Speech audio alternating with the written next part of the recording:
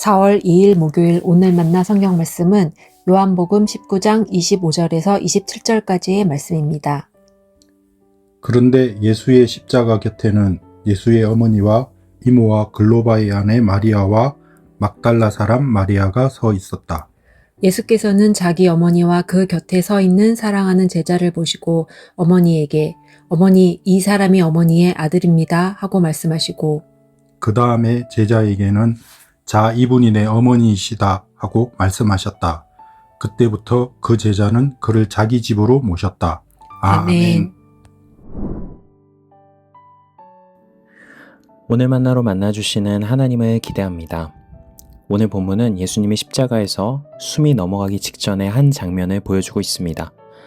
예수님의 곁에는 예수님의 어머니를 비롯한 여인들과 사랑하는 제자라고 표현된 인물이 함께하고 있었죠. 이 인물이 정확히 누구인가에 대해서는 다양한 해석이 있습니다. 대체로 예수님의 제자 요한이라고 보기도 하지만 전혀 다른 제3의 인물로 보기도 하죠. 어찌되었든 예수님은 자신의 곁에 있는 사람들과 함께 최후의 순간을 맞이하고 있었습니다. 그런데 그 순간 요한복음은 예수님이 독특한 한 가지 행위를 하셨다고 기록하고 있습니다. 26절, 27절입니다. 이제 예수님이 어머니와 또 자신이 사랑하신 제자가 곁에 서 있는 것을 보시고서 어머니에게 말씀하신다. 어머니 보십시오. 어머니의 아들입니다. 그런 다음에 그 제자에게 말씀하신다. 보세요. 그대의 어머니입니다. 바로 그 시간부터 그 제자가 예수님의 어머니를 자신의 집으로 모셔갔다. 예수님은 자신이 가장 사랑하는 제자이자 친구를 어머니에게, 그리고 가장 사랑하는 어머니를 친구에게 맡기고 계십니다. 그러면서 그 두 존재를 하나의 관계성으로 묻고 계시지요. 예수님이 이 행동에 담긴 의미가 무엇일까요? 자신의 사랑하는 친구, 자신의 사랑하는 어머니, 사실 엄밀히 말해서 이 두 명은 피 한 방울 섞이지 않은 남입니다. 그러나 예수님은 십자가 위에서 느슨한 관계로 묶여있던 이 두 사람을 하나로 묶으시고 서로를 서로에게 맡기시죠. 예수님께서는 당신의 죽음을 통해 본래 느슨하게 연결되어 있던 관계의 사람들을 다시 단단하게 묶으시고 사랑의 공동체로 만들고 계십니다. 자신의 죽음을 그저 죽음으로 끝내지 않고 새로운 연대와 함께함의 생명력으로 이어가고 계시는 것이죠. 이 장면은 다른 복음서에는 없는 요한복음에만 기록되어 있는 장면인데요.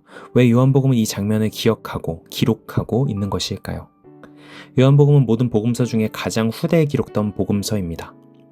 시간의 무게를 겪고 역사의 굴곡을 거치면서 기독교란 무엇인가, 교회란 무엇인가에 대한 정체성의 고민이 깊어졌던 시기이고 요한복음에는 그에 대한 깨달음과 통찰이 기록되어 있다고 볼 수 있습니다. 그렇다면 이렇게 정리해 볼 수 있겠죠. 요한복음이 선언하는 교회란 어떤 곳일까요? 서로 아무런 연고도 없던 사람들이 스쳐 지나가듯 느슨하게 이어져 있던 사람들이 십자가의 예수님 안에서 새롭게 서로를 향해 열리고 서로에게 맡겨지며 탄생한 공동체입니다. 예수님은 우리를 서로에게 건네시며 돌봄의 책임을 사랑이라는 이름으로 부탁하셨습니다. 그러므로 교회는 그 부탁을 기억하며 서로의 삶을 기꺼이 품고 함께 살아가는 연대의 자리인 것이죠. 누가복음을 보면 귀신 들린 한 사람을 치유하고자 예수님이 다가가자 그 귀신이 이렇게 말하는 장면이 나옵니다. 더없이 높으신 하나님의 아들 예수님, 당신이 나와 무슨 상관이 있습니까? 제발 나를 괴롭히지 마십시오. 당신이 나와 무슨 상관이 있느냐? 이 목소리는 그때나 지금이나 우리의 모든 관계를 왜곡시키고 깨뜨리는 강력한 파괴력을 가지고 있습니다. 우리가 크든 작든 사랑의 움직임을 시작해보려고 할 때 주위에서 그리고 나의 내면에서도 들려올 수 있는 소리겠지요. 무슨 상관이냐? 신경 쓰지 마라. 또는 저 사람이 힘들어하는 게 나랑 무슨 상관이 있어? 신경 끄자. 이런 소리들 말이죠. 사실 맞는 말입니다. 피로 맺어진 가족 공동체도 점차 깨어지는 마당에 피 한 방울 안 섞인 저 사람이 고통받든 아프든 사실 상관없는 일이라고 표현할 수도 있겠습니다. 그러나 교회는 예수님의 십자가 위에서의 부탁으로 인해 예수님의 그 십자가 사랑으로 인해 상관없는 자들이 상관 있는 자들로 묶여진 공동체입니다. 당신이 나와 무슨 상관이 있냐는 그 귀신 들린 사람의 외침에 예수님은 조용히 다가가셔서 손 내밀고 그 사람을 회복시키셨지요.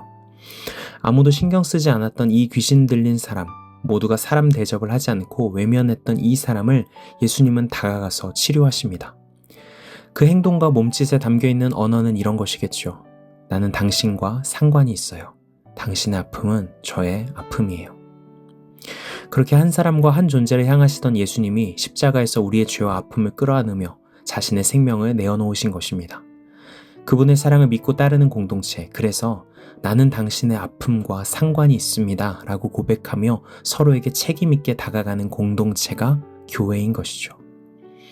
사랑하는 성도 여러분, 주님은 오늘도 우리를 서로에게 건네고 부탁하고 계십니다. 내 옆에 지체의 삶이 나와 무관하지 않다고, 그 아픔과 기쁨이 나의 이야기이기도 하다고 조용히 말씀하십니다. 어쩌면 우리가 외면하고 싶었던 그 자리, 지나치고 싶었던 그 사람이 바로 주님께서 맡기신 우리의 이웃일지도 모릅니다.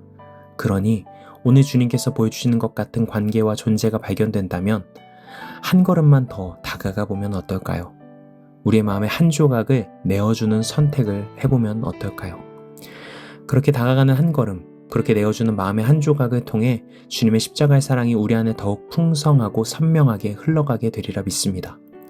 그렇게 이 고난주간의 십자가의 곁에 더욱 가까이 다가가실 수 있는 모든 성도님들 되시기를 축복합니다. 기도하시겠습니다. 주님, 십자가 위에서 우리를 서로에게 맡기시며 사랑의 공동체로 불러주신 은혜를 기억하게 하시니 감사합니다. 우리의 무심함과 외면을 내려놓고 서로의 아픔에 다가가 함께 짊어지는 용기를 허락하여 주옵소서. 오늘도 우리를 향해 넌 나와 상관이 있다 말씀하시는 주님의 마음을 품고 살아가게 하시고 우리의 작은 사랑을 통해 십자가의 생명이 이 땅 가운데 흐르게 하옵소서. 예수 그리스도의 이름으로 기도드립니다. 아멘. 이제 두 가지 기도 제목으로 함께 기도합니다. 첫 번째로 오늘의 말씀에 따라 기도하겠습니다. 십자가에서 우리를 서로에게 맡기신 주님의 마음을 따라 나는 당신과 상관이 있습니다 라는 고백으로 서로의 삶을 책임있게 품고 살아가게 하옵소서. 두 번째로 사회 선교를 위해 기도하겠습니다. 이 사회 가운데 무관심과 단절을 넘어 교회가 고통받는 이웃과 연결되어 그들의 아픔을 함께 짊어지는 사랑의 공동체로 살아가게 하옵소서. 이 제목으로 기도하신 후에 개인 기도로 나아가시겠습니다.